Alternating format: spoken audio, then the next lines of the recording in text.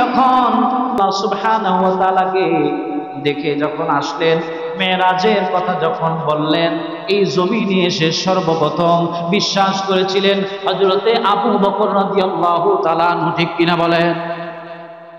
হযরতে আবু বকর রাদিয়াল্লাহু তাআলা আনহু যখন এই কথা বিশ্বাস করলেন, তাকে বলতে দেরি হলো, বিশ্বাস করতে দেরি হয় নাই। এই জন্য উপাধি দিয়ে দিয়েছেন আল্লাহর হাবিব সিদ্দিক। সুবহানাল্লাহ। কি উপাধি দিয়েছে? সিদ্দিক উপাধি দিয়েছেন। আল্লাহর হাবিব সাল্লাল্লাহু আলাইহি ওয়াসাল্লাম মেরাজে গিয়েছেন, যে উজুর পানি দিয়া উম্মে হানির ঘর থেকে বের হইয়া উজু করলেন, সেই উজুর পানি চলতেছে, গড়াইয়া যাচ্ছে। আল্লাহর নবী মেরাজ শেষ করে এসে দেখে পানি এখন পর্যন্ত পরিপূর্ণ গড়াইয়া যায় নাই। সুবহানাল্লাহ। ভাইরা আমার, বন্ধুরা আমার, আল্লাহর নবীকে যখন মেরাজে নেওয়া হবে, জিবরিল আমিন উম্মে হানির ঘরে আসেন ছাদ দিয়া। আল্লাহর নবী বললেন, আমি দেখতে পেলাম উম্মে হানির ঘরের ছাদটা ফাঁকা হয়ে গেল। আল্লাহর নবী বলতেছে, জিবরিল আমিন ছাদ থেকে না এসে দরজা দিয়ে আসতে পারতেন। এর মানে জিবরিল আমিন আমাকে বুঝিয়েছেন, ইয়া রাসূলুল্লাহ, ইয়া হাবিবাল্লাহ, আজকে যত ঘটনা ঘটবে সব ঘটনাগুলো অলৌকিক। সুবহানাল্লাহ। আল্লাহর হাবিব মেরাজ থেকে আসলেন, আল্লাহকে দেখার কথা বললেন। আল্লাহ রাসূল 50 ওয়াক্ত নামাজের কথা বললেন, 5 ওয়াক্ত নামাজ নিয়ে আসছে এই কথা বললেন। আবু বকর বললেন, ইয়া রাসূলুল্লাহ, লাব্বাইকা ওয়া সাদাইকা, ইয়া রাসূলুল্লাহ, আপনি যা বলেন আপনার সব কথা সত্য, আপনার মেরাজ হয়েছে সত্য। সুবহানাল্লাহ। রাসূলের বিরোধিতা করা শুরু করে দিলাম যে মুহাম্মদ সাল্লাল্লাহু আলাইহি ওয়াসাল্লাম এতদিন পর্যন্ত যা বলছে এটা মানা যায়, আজকে আরো অলৌকিক কথা বলছে। কারা বলতেছে? আবু জাহেল বলতেছে। আবু জাহেলের লোকগুলো বলতেছে, যেই মানুষগুলো রসুলকে বিশ্বাস করতো না, রসুলের যারা শত্রু ছিল, ইসলামকে যারা মানত না, ইসলামকে যারা বিশ্বাস করতো না, ওই মানুষগুলো বলতে শুরু করে দিল, এতদিন যা বলছে সব মানা যায়, কিন্তু আজকে যা বলছে এইটা মানার মতো না। আব্দুল্লাহ ছেলে মুহাম্মদ মনে হয় পাগল হয়ে গেছে। আল্লাহর হাবিব সাল্লাল্লাহু আলাইহি ওয়াসাল্লাম মেরাজে গিয়েছে, এই কথাটা লোকের কানে কানে কানে কানে পৌঁছেছে। পৌঁছতে পৌঁছতে পৌঁছতে পৌঁছতে মানুষের সকলের কাছে যখন গেল, এমন একটা পরিস্থিতি হয়ে গেল, আবু জাহেল সুযোগ পাইয়া বললেন, মেরাজে গিয়েছে, এই একটা প্রমাণ পাওয়া যাইতে পারে তিনি গিয়েছে কি যায় নাই, এর একটা প্রমাণ পাওয়া যেতে পারে। কারণ মক্কা থেকে অনেক মানুষগুলো এরকম করে বাইতুল মুকাদ্দাসে গিয়েছে, মসজিদে আকসায় গিয়েছে ব্যবসায়ের কাজে। আবু জাহেল তিনি বলে, আমিও ওই জায়গায় গিয়েছি। বুদ্ধি বের হয়ে গেছে। কারণ বুদ্ধি দেয় কেডা? শয়তানে। যারা মানুষের বিরুদ্ধে ষড়যন্ত্র করে ওই মানুষকে বুদ্ধি দেয় শয়তান। ঠিক কিনা বলেন? আর যারা মানুষের উপকার করে, বিপদে পড়লেও কোনো মানুষ যখন পাওয়া যায় না, আল্লাহ পাক তাকে সহযোগিতা করে। কোনো মানুষ না পাইলে আল্লাহর ফেরেশতা দিয়ে সহযোগিতা করে।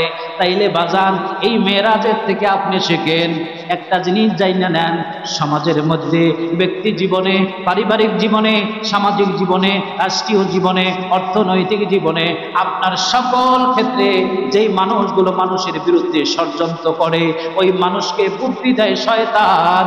আর যেই মানুষটা বিপদে পড়ে ষড়যন্ত্র যার বিরুদ্ধে করছে, ওর উপর আল্লাহ পাকের রহমত নাজিল হয়, আল্লাহ পাকের ফেরেশতা এসে তাকে বিপদে পড়লে সাহায্য করে। সুবহানাল্লাহ। ভাইরা আমার, বন্ধুরা আমার, আবু জাহেল বললেন, মেরাজে গিয়েছে কিনা এটা প্রমাণ করার জন্য একটা জিনিস আছে। মেরাজে গিয়েছে কিনা এটা প্রমাণ করার জন্য সবাইকে দাওয়াত দিয়ে যাও, অমুক সময়ে অমুক টাইমে আমরা বসবো, ওই জায়গায় বসে আমি যেই কথা জিজ্ঞেস করব ওই জিনিস তাকে বলতে হবে। আমি যদি দেখি এই মসজিদে আমি আপনাদেরকে সকলকে দেখতেছি মসজিদে কয়টা পিলার আছে, কয়টা দরজা আছে, কয়টা জানালা আছে, এই জিনিসগুলো কিন্তু আমাকে যদি নারায়ণগঞ্জ একটা জায়গায় বসে যদি কেউ জিজ্ঞেস করে যে হুজুর আপনি তো মেরাজের আলোচনা করেছেন, মেরাজ পালন করেছেন, বলেন তো দেখি আলীনগর বড় জামে মসজিদে পিলার আছে কয়টা, দরজা আছে কয়টা, জানালা আছে কয়টা, উপস্থিতি কেমন ছিল, তবারক কি করেছিল, কি বলতে পারবো না? অবশ্যই পারবো ইনশাআল্লাহ। আবু জাহেল বলল, সমস্ত মানুষদেরকে দাওয়াত দাও, এতদিন পর্যন্ত যেই ভণ্ডামি আব্দুল্লাহর ছেলে করেছে সেই ভণ্ডামি সব ফাঁস হয়ে যাবে। সমস্ত মানুষগুলো এরকম করে খবর দেওয়া হলো, সমস্ত মানুষগুলো আসলেন। আবু জাহেল এইরকম করে চেয়ারের মধ্যে বসা, আবু জাহেলের পাশে আরো নেতারা বসা, আরো মানুষ বসা, হাজার হাজার মানুষ জড়ো হয়ে গেছে। আল্লাহর হাবিবের মেরাজকে প্রমাণ করার জন্য সমস্ত মানুষগুলো হা করে তাকায় আছে। আবু জাহেলকে আল্লাহর হাবিব বললেন, হে চাচা, যিনি প্রশ্ন করে উনি বড় না যে প্রশ্ন করে উনি বড় না যে জবাব দেয় সে বড়? বললেন যে প্রশ্ন করে তার চাইতে নিশ্চয়ই যে উত্তর দিবে সে বড়। তখন বললেন, ভাতিজা বুঝতে পেরেছি, আমার চেয়ারটাই তুমি বসো। সুবহানাল্লাহ। এই জন্য বাজার দেখবেন আল্লাহ পাক যার মান আছে আল্লাহ পাক তারে মান দেয়, আর যেটা মান দিতে না চায় ওইটা বেয়াদব। ঠিক কিনা? মানি লোকের মান আল্লাহ দেয়, কিন্তু যে দিতে চায় না ওইটা কি? বেয়াদব। আবু জেহেল বললেন, ঠিক আছে, আমার চেহারটায় তুমি বসো। আল্লাহ রসুল বসার পরে আবু জাহেল প্রশ্ন করছে, ভাতিজা তুমি এই এত সময়ের মধ্যে, একটি রাতের মধ্যে তুমি মসজিদে আকসা পর্যন্ত গিয়েছো, আবার তুমি দাবি করো আকাশ ভ্রমণ করেছো, তুমি দাবি করো সিদরাতুল মুনতাহা গিয়েছো, তুমি দাবি করো আরশে আজিম গিয়েছো, তুমি দাবি করো আল্লাহকে দেখেছো, তাইলে ভাতিজা তোমার সব আমি মেনে নিব, তুমি যদি বলতে পারো বাইতুল মুকাদ্দাসের মধ্যে কয়টা দরজা আছে, কয়টা জানালা আছে, কয়টা পিলার আছে। সুবহানাল্লাহ। আল্লাহর হাবিব সাল্লাল্লাহু আলাইহি ওয়াসাল্লামকে যখন এই প্রশ্ন করা হলো, প্রশ্ন করার পর আল্লাহর হাবিব সাল্লাল্লাহু আলাইহি ওয়াসাল্লাম নিশ্চুপ হয়ে গেলেন। আল্লাহ রাব্বুল আলামিন রাসূলকে সাহায্য করার জন্য বাইতুল আকসা, বাইতুল মুকাদ্দাসটা রাসূলের সামনে এনে ধরেছেন। রাসূল বলতেছে 1 2 3 4 5 এরকম করে বললেন, এতটা জানালা আছে, এতটা দরজা আছে, এতটা পিলার আছে। সুবহানাল্লাহ। জোরে বলেন না সুবহানাল্লাহ। নারে তাকবীর, নারে রিসালাত। আজকে সবে মেরাজের দোয়া মাহফিল সফল হোক, সফল হোক। নারে তাকবীর। ভাইরা আমার, বন্ধুরা আমার, আল্লাহর হাবিব বলে দিলেন কোন জায়গায় দরজা আছে, কোন জায়গায় জানালা আছে। আল্লাহ পাক বাইতুল মুকাদ্দাসের এরকম সমস্ত ছবিটা, ফটোটা সামনে ধরলেন। তখন আবু জাহেল বললেন, ভাতিজা তুমি মেরাজ ঘটিয়েছ, আল্লাহ পাক তোমাকে দিদার দিয়েছে, আমি সব মেনে নিলাম। সুবহানাল্লাহ। সব মানছে আবু জাহেল, কিন্তু যখন বলছে আল্লাহ পাক 5 ওয়াক্ত নামাজ দিছে, ওই জায়গায় বসে দেখেন ওই জায়গায় চাইলো আটকাইতে নবীজিকে, কিন্তু ওই জায়গায় আটকানোর বিপরীতে ওই জায়গায় নবীকে অনেক মানুষ এই কথা শোনার পর নবীজির কাছে কালেমা পড়ে মুসলমান হয়ে গিয়েছিল। নবীকে মানুষে চেনে না, নবীরে গাছে চিনছে, নবীরে মাছে চিনছে, নবীরে বনের হিংস্র জানোয়ার বাঘে চিনছে, বনের হরিণ চিনছে, নবীজিকে সূর্য চিনছে, নবীজিকে চাঁদ চিনছে, কিন্তু আবু জাহেল কপাল তোরা চেনে নাই। ঠিক কিনা কর? ভাইরা আমার, বন্ধুরা আমার, নবীজি যখন রাস্তা দিয়ে যায়, নবীজি রাস্তা দিয়ে যাওয়ার সময় নবীজি সাল্লাল্লাহু আলাইহি ওয়াসাল্লাম শুনতে পায় সালাম, আসসালাতু ওয়াসসালামু আলাইকা ইয়া রাসূলুল্লাহ। এই সালাম শুনতে পেয়ে নবীজি ডানে তাকায়, বামে তাকায়, কোনো মানুষ নাই, সামনে তাকায়, পিছনে তাকায়, কোনো মানুষ নাই। এরকম করে একটা গাছ দেখতে পাইলেন, নবীজিকে ঝুঁকে নবীজিকে সালাম দিচ্ছে। নবীজি সালামের জবাব দিচ্ছে, সুবহানাল্লাহ। নবীজিকে আকাশের মেঘ চিনছে, আকাশের মেঘ। নবীজি যেই জায়গায় যাইতো, ওই জায়গায় যখন রৌদ্র হইতো, এক খণ্ড মেঘ নবীজির সাথে যাইতো, সুবহানাল্লাহ। নবীজির সাথে ওই মেঘ যাইতো। নবীজিকে একটা মাছি চিনছে, মাছি নবীজির শরীর মোবারকে পড়ে নাই, একটা মশা নবীজির শরীরের মধ্যে পড়ে নাই, সুবহানাল্লাহ। নবীজি সাল্লাল্লাহু আলাইহি ওয়াসাল্লাম এই পৃথিবীর জমিনে যখন হাঁটছেন, একটা শক্ত কাঁটা যুক্ত যদি জমিন হতো, ওই কাঁটা যুক্ত জমিনটা ফুল বাগিচা হয়ে যেত, সুবহানাল্লাহ। নবীজি যখন সাহাবায়ে কেরামদের সামনে তালিম দিতেন, ওয়াজ করতেন, কথা বলতেন, তখন নবীজির কথাগুলো হা করে তাকায়া থাকতো, শুনতো। নবীজি সাল্লাল্লাহু আলাইহি ওয়াসাল্লামের শরীর থেকে যদি কখনো ঘাম বের হইতো, মানুষগুলো ঘাম নিয়ে শরীরে লাগাইতো। নবীজির ঘাম মোবারক মেশক আম্বরের চাইতেও বেশি সুঘ্রাণ। একজন সাহাবী বলতেছে, ও দুনিয়ার মানুষ, তোমরা শোনো, নবীজিকে আমার বাড়িতে আমি দাওয়াত দিলাম। দাওয়াত দেওয়ার পর নবীজি অনেক দূর থেকে হেঁটে আসছেন। নবীজি সাল্লাল্লাহু আলাইহি ওয়াসাল্লামের শরীর মোবারক থেকে আমি দেখতে পেলাম ঘাম বের হচ্ছে। ওই ঘাম বের হওয়ার কারণে রাসূল সাল্লাল্লাহু আলাইহি ওয়াসাল্লামের জামা মোবারক ভিজে যাচ্ছে। আমি আমার একটা কৌটায় আমি রাসূলের ঘাম মোবারক সংগ্রহ করলাম। সংগ্রহ করার পর আতর হিসাবে আমি ওই নবীজির ঘাম মোবারক ব্যবহার করতাম। আমার শরীরের মধ্যে আমার পরিবারের সকলের আতর দেওয়া লাগতো না, সুগন্ধি দেওয়া লাগতো না।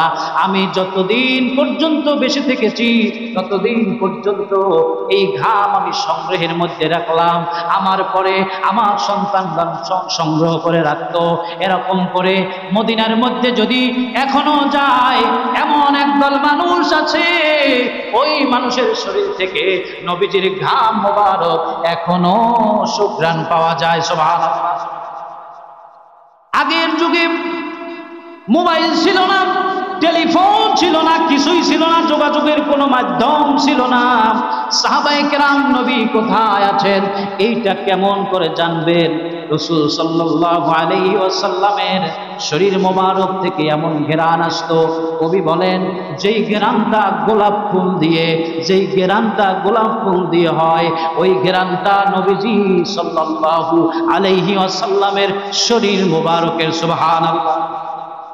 অনেক দূর থেকে সাহাবায়ে কেরামদেরকে যখন আল্লাহর হাবিব বিভিন্ন জায়গায় পাঠাতেন দ্বীনের দাওয়াত দেওয়ার জন্য, ইসলামের কাজের জন্য যখন পাঠাইতেন, নবীর কাছে যখন আইসা ওই জায়গার পরিস্থিতি বলা লাগতো, তখন রাসূল সাল্লাল্লাহু আলাইহি ওয়াসাল্লাম বলেন, আমার কাছে মানুষ কেমন করে আসতো, আমার শরীর মোবারকের ঘ্রাণ তারা পাইতো, সুবহানাল্লাহ। আর যারা নবীজির শত্রু ছিল, ওই নবীজির শত্রু 1 মাস দূরত্বের রাস্তা দিয়া নবীজি সাল্লাল্লাহু আলাইহি ওয়াসাল্লামের প্রতি এরকম ভীতি হয়ে যাইতো, ভয় পাইতো। তাইলে দেখেন মুহাব্বত কত বড় জিনিস। যার ভিতরে নবীর প্রেম ছিল, ভালোবাসা ছিল, নবীর পক্ষের লোক ছিল, ইসলামকে যিনি ভালোবাসতো, নবীকে যিনি ভালোবাসতো, ওই মানুষদের নাকের মধ্যে নবীজির ঘ্রাণ পাইতো, ওই মানুষটা ওই জায়গায় চলে যেত, সুবহানাল্লাহ। তাইলে বাজার নবীজি যখন মসজিদে তালিম দিতেন, নবীজি যখন থুতু ফেলতেন অথবা রাস্তাঘাটে যখন থুতু ফেলতেন ওই সময় মানুষগুলো থুতু তারাই নিয়া শরীরের মধ্যে মারত। সুবহানাল্লাহ। তাইলে নবীজির এত দাম, আগে আপনাকে নবীজিকে চিনতে হবে, তারপরে মেরাজ বুঝতে হবে, ঠিক কিনা বলেন? আল্লাহর হাবিব সাল্লাল্লাহু আলাইহি ওয়াসাল্লামকে সিনাচাক করে বাইতুল মুকাদ্দাস নিলেন। ওই জায়গায় সমস্ত ইমামদের পিছে নিয়ে 2 রাকাত নামাজের ইমামতি করলেন। বাইতুল মুকাদ্দাসে যে ছকরা আছে, 2টা ছকরা আছে। একটা ছকরা মসজিদের মিডল পয়েন্টে, ওই ছকরা হলো স্বর্ণের তৈরি, বলেন সুবহানাল্লাহ। ওই গম্বুজটা স্বর্ণের তৈরি। ইহুদি নাসারারা এই বাইতুল আকসার জন্য এত পাগল কেন? ওই জায়গায় সম্পদের আর অভাব নাই, স্বর্ণের আর অভাব নাই, সুবহানাল্লাহ, অভাব নাই, গুপ্তধনের আর অভাব নাই। এই জায়গাটা বরকতপূর্ণ একটা জায়গা। নবীজি ছকরায় সেই স্বর্ণের গম্বুজে নবীজি পা রাখলেন।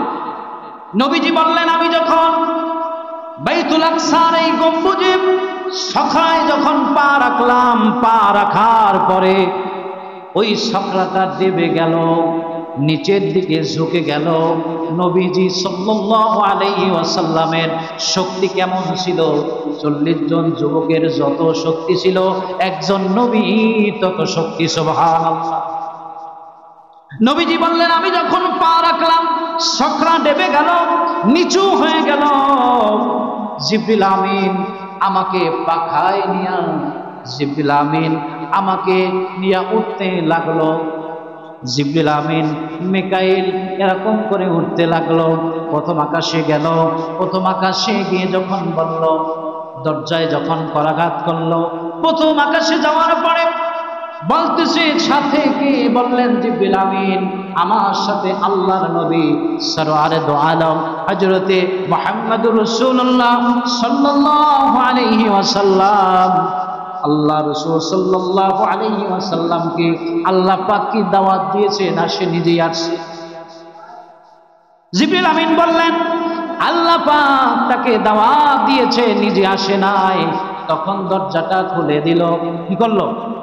দরজা খুলে দিল। প্রথম আকাশ দেখলেন। প্রথম আকাশ, আল্লাহ নবী বলতেছে নীল আকাশ। এই নীল আকাশটাকে আল্লাহ সুবহানাহু ওয়া তাআলা ঝুলন্ত অবস্থায় রেখেছে, বলেন সুবহানাল্লাহ। কি ঘুমাই পড়ছেন? এই প্রথম আকাশটা আল্লাহ সুবহানাহু ওয়া তাআলা এরকম করে ঝুলন্ত অবস্থায় রেখেছেন। কি অবস্থায় রেখেছেন? ঝুলন্ত অবস্থায় রেখেছেন। আল্লাহ নবী বলেন, প্রথম আকাশ থেকে দ্বিতীয় আকাশ পর্যন্ত যেতে 500 বছরের রাস্তা। কত? 500 বছরের রাস্তা। দ্বিতীয় আসমান থেকে তৃতীয় আসমান 500 বছরের রাস্তা। এরকম করে তৃতীয় থেকে চতুর্থ 500 বছরের রাস্তা। এরকম চতুর্থ থেকে পঞ্চম 500 বছরের রাস্তা। এবং চতুর্থ আকাশটা আল্লাহ পাক স্বর্ণ দিয়া তৈরি করেছে। সুবহানাল্লাহ। বিভিন্নভাবে এক এক আকাশ এক একভাবে তৈরি করেছেন। রূপ্য দিয়ে কোন আকাশ তৈরি করেছেন, আবার কোন আকাশকে আল্লাহ সুবহানাহু ওয়া তাআলা স্বর্ণ এবং রৌপ্য দিয়ে তৈরি করেছেন। আবার কোন আকাশকে আল্লাহ পাক শুধু স্বর্ণ দিয়ে তৈরি করেছেন। চতুর্থ আকাশটা হলো স্বর্ণের তৈরি, বলেন সুবহানাল্লাহ। ওই জায়গায় গিয়ে হযরত ঈসা আলাইহিস সালাতু ওয়াস সালামের সাথে সাক্ষাৎ হয়ে গেল। মুসা আলাইহিস সালাতু ওয়াস সালামের সাথে সাক্ষাৎ হয়ে গেল। ওই জায়গায় যাওয়ার পরে আল্লাহ রাসূল সাল্লাল্লাহু আলাইহি ওয়াসাল্লামকে স্বাগত জানালেন, কথা হলেন। পঞ্চম আসমানে উঠলেন।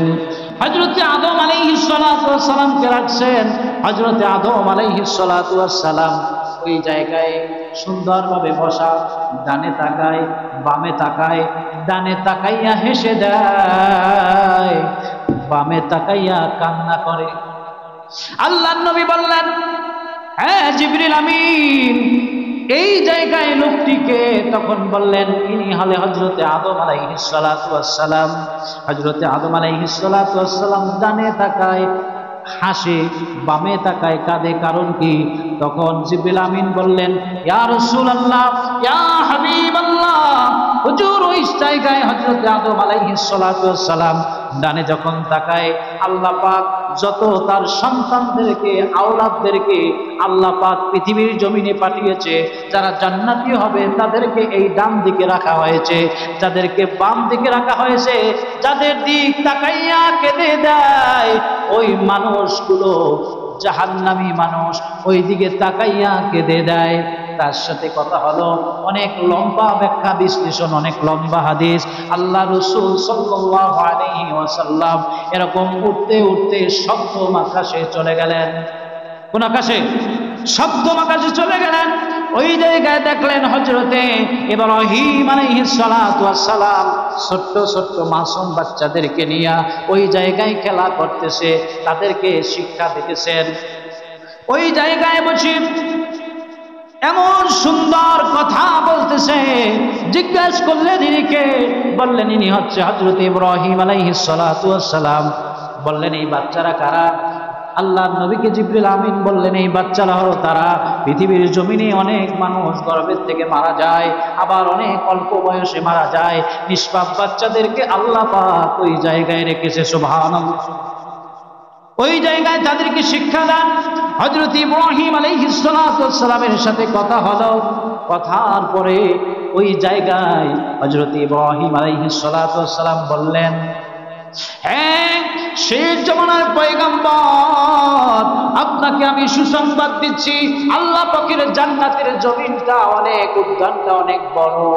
জান্নাতের যে সমস্ত গাছ হবে ওই গাছগুলো বড়। জান্নাতের তলদেশ দিয়া নদী বয়ে যাবে। ওই জান্নাতের নদীর মধ্যে মিষ্টি পানি থাকবে, মধুর পানি থাকবে, দুধের নহর থাকবে।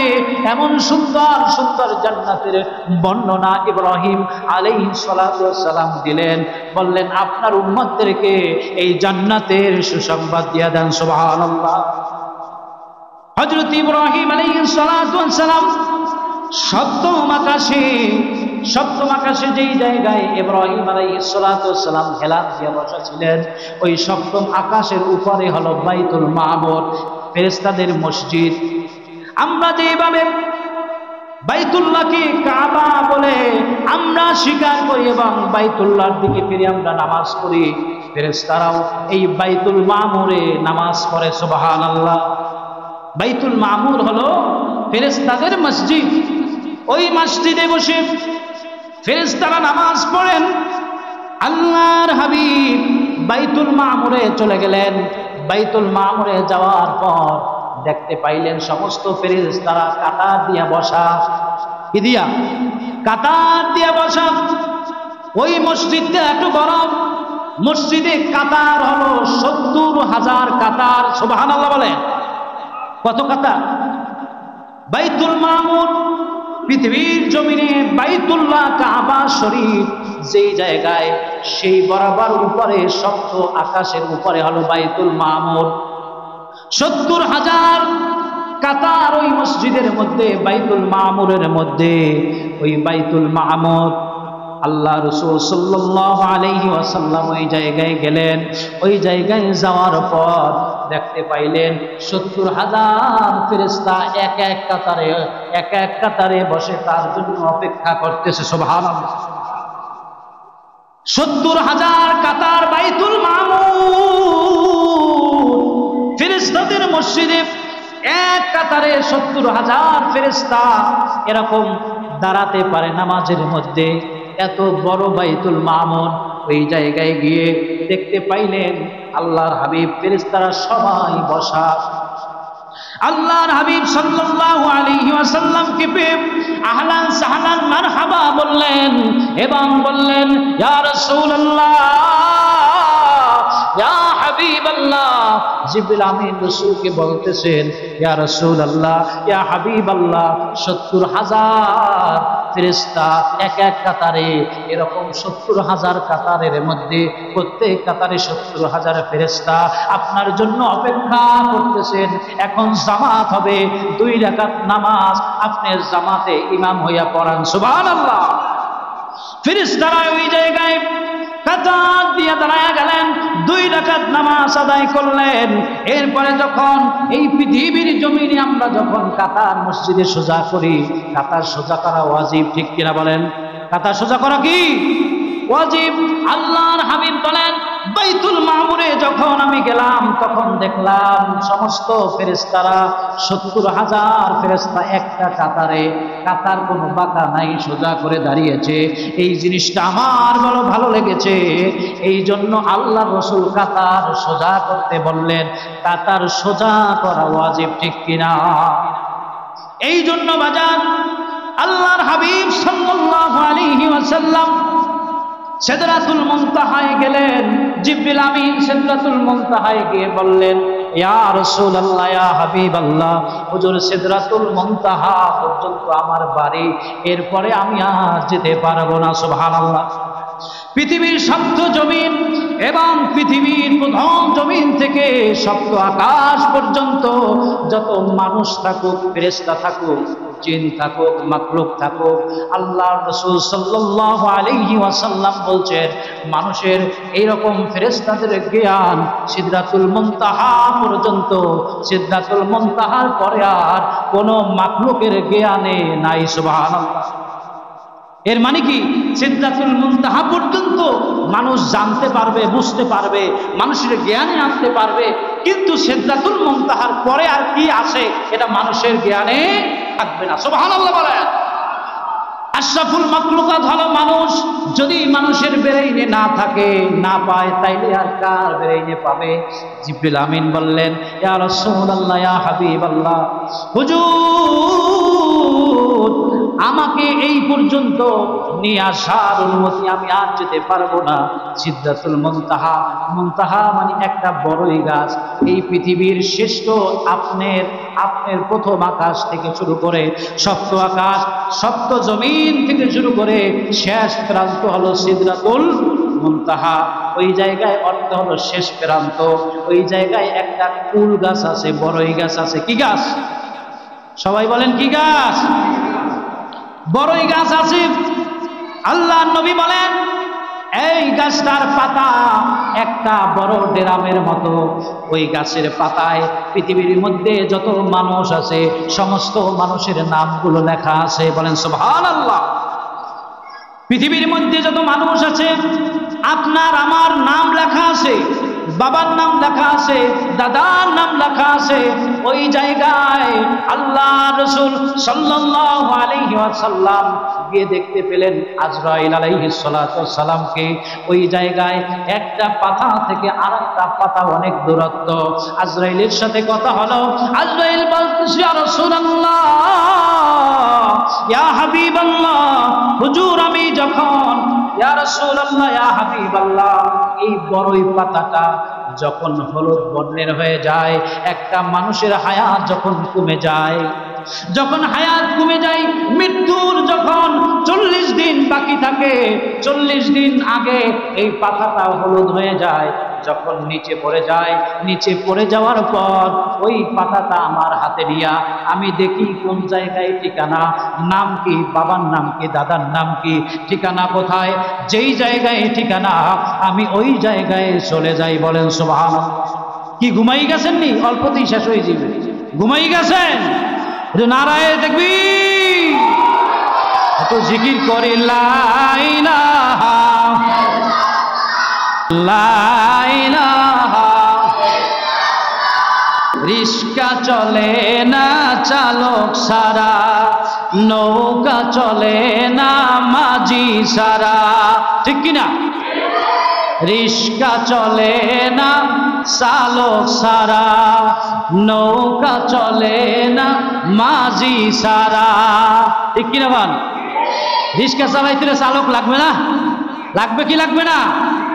নৌকা চালাইতে মাঝি লাগবে না? দুনিয়া চলে না আল্লাহ সারা, ঠিক কিনা কন? আল্লাহ সারা দুনিয়া চলে? তাহলে এই পৃথিবীতে আপনাকে আমাকে বাঁচিয়ে রেখেছেন তিনি কে? এই পৃথিবীর জমিনে রিজিক দেয় কে? তাহলে সবাই বলেন, দুনিয়া চলে না আল্লাহ সারা। সবাই বলেন, দুনিয়া চলে না আল্লাহ সারা, মুমিন চলে না ঈমান সারা। লা ইলাহা ইল্লাল্লাহ, লা ইলাহা ইল্লাল্লাহ।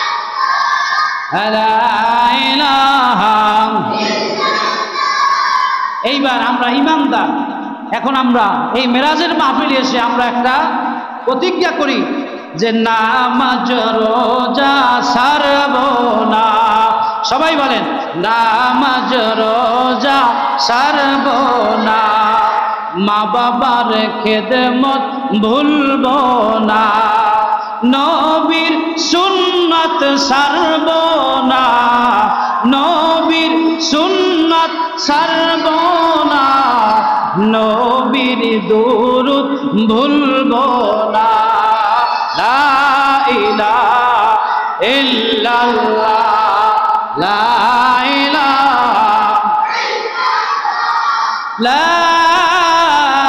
ইলাহা ইল্লাল্লাহ মুহাম্মাদুর রাসূলুল্লাহ সাল্লাল্লাহু